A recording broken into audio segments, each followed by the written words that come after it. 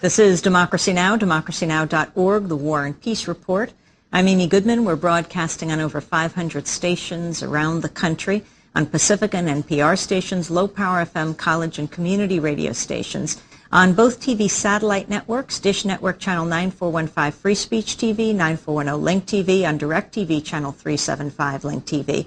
And we're also broadcasting on public access TV stations and PBS TV stations, and our headlines are available in Spanish at our website, democracynow.org. There they are in audio and transcript form for any radio station to take, as over 100 are around the world. We're talking to John Perkins. His second book on the issue of economic hitmen is called The Secret History of the American Empire. John Perkins is a New York Times best-selling author. His book, Confessions of an Economic Hitman, took this country by storm. So you quit, but that was one step. Writing about it was another. Talk about your attempts over time.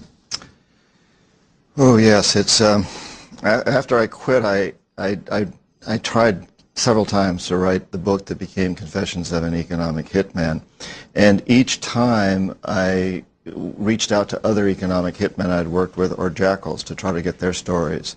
The word got out, and I was threatened. I had a young daughter at the time; she's now 25, and I also was offered some bribes. In fact, I accepted a bribe of about $500,000. And it's what's called a legal bribe, but it's a bribe, and it was given to me with the condition that I not write the book. There was no question about that. I describe it in detail, and I assuaged my guilt by putting a lot of that money to nonprofits I had formed, Dream Change and Pachamama Alliance, that are helping Amazonian people fight oil companies. So it assuaged my guilt some, but I didn't write the story, and this happened a number of times. And I would find one excuse or another, and I wrote other books about indigenous people. I worked with these people. I wrote the books you mentioned earlier about shamanism and so forth, and so I kind of, distracted myself and assuaged my guilt and went on with this.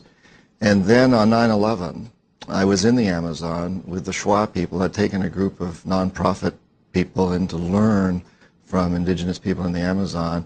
But shortly after that, I came up to New York to Ground Zero, and as I stood there looking down into that terrible pit that's smoldering and it still smelled of burning flesh, I realized I had to write the book. I could no longer defer, that the American people had no understanding of why so many people around the world are angry and frustrated and terrified, and that I had to take responsibility for what happened at 9/11. And in fact, we all have to take a certain responsibility, which is not in any way to condone mass murder by anybody ever. I'm not condoning that in any way.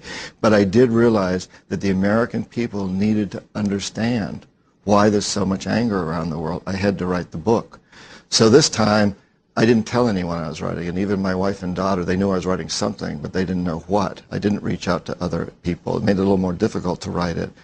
But finally I got it in the hands of a very good New York agent, and he sent it out to publishers. At that point, this manuscript becomes my best insurance policy, because at that point, if something strange happens to me, including now, suddenly the book will sell, even though it's been a bestseller for a long time, it will sell a lot more copies if something happens. People sometimes laugh and say, do you worry that your publisher may be trying to assassinate you? Because it would certainly help book sales.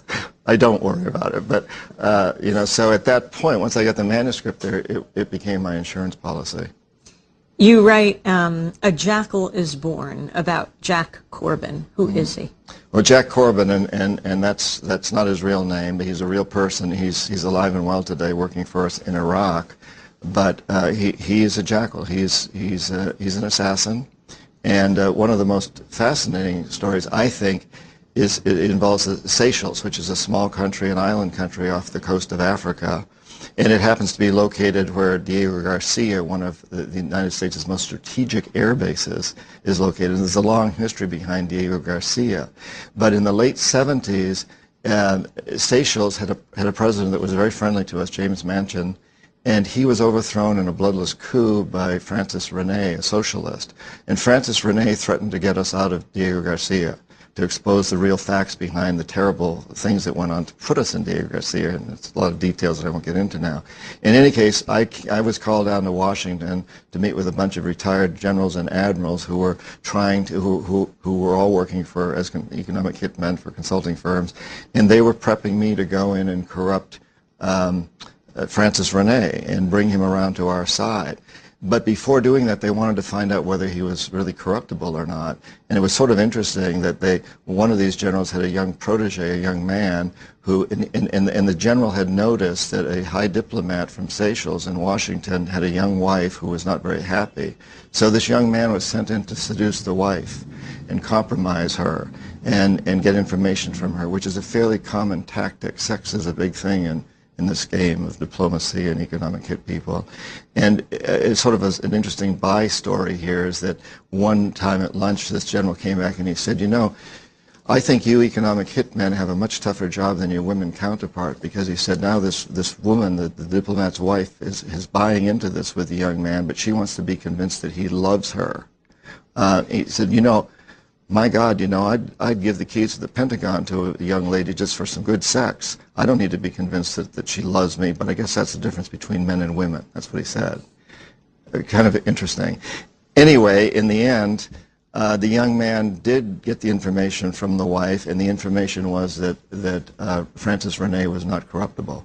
There was no point in even trying. Well, also, Diego Garcia is very significant because of as a military base. Extremely significant, and it's being used in Afghanistan and Iraq and sorties that we fly in from to Africa or any part of that part of the world. In any case, I was called off the job, and a little while later, a team of assassins was sent in from South Africa, 46, I can't remember the exact number, were sent in as a rugby team to bring in Christmas gifts to the children of the Seychelles. But their real job was to overthrow the government and assassinate Rene.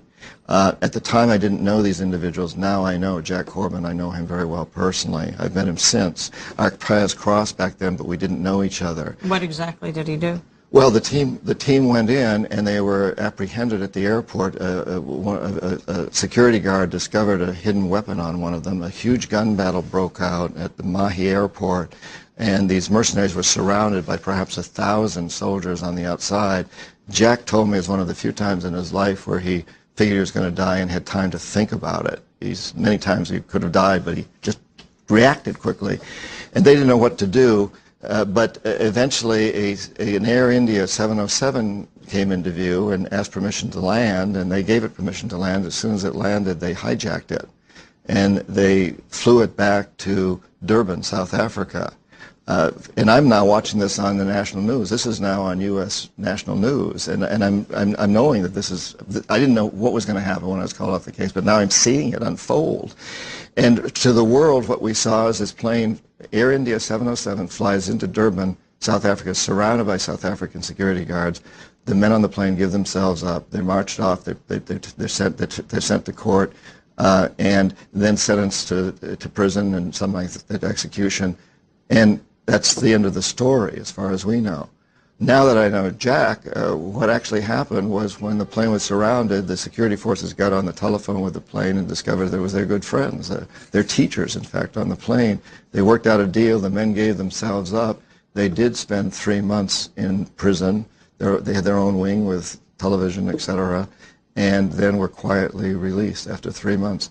A lot of those same men, that team, a lot of them today are in Iraq working for us there, doing things that our soldiers are forbidden from doing, and they're making very good money doing it. Who is this man, so-called Jack Corbin, working for today in Iraq?